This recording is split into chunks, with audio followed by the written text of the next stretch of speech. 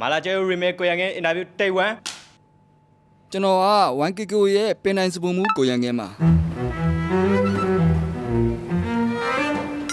1KK ကျိုးရဲ့မူလလာအောင်ရတာကိုထင်းသိမှုကကျွန်တော်ရဲ့တောင်းဝင်ပါ မောင်ငုံ interview တိတ်ဝမ်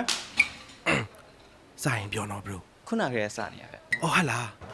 ဟုတ်ကဲ့ကျွန်တော်ကတော့လက်ထောက်စပုံမှုမောင်ငုံဦးဖြစ်ပါတယ်အတစ်တစ်တွေဖန်တီးရအရန်ကြိုက်တယ်တဖန်စားတစ်တဲ့ဂျီယိုရီမစ်တွေဖန်တီးချင်ပါတယ်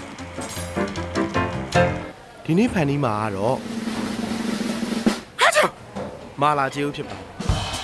ထုံဆက်တွေကိုထိမ့်မှာကျဲရိုးဆိုတာစားပြီးရင်ပူတူလေးပင်မသွားပဲနေတွေလန်းဆန်းသွားစေရမယ်အစီးနစ်တွေကိုမလွန်ကြုံစင်နဲ့ကျဲရိုးဆိုတာစားလိုက်ရင်ထိုင်မိုင်းမသွားပဲတက်ကြွနိုးကြသွားစေရမယ်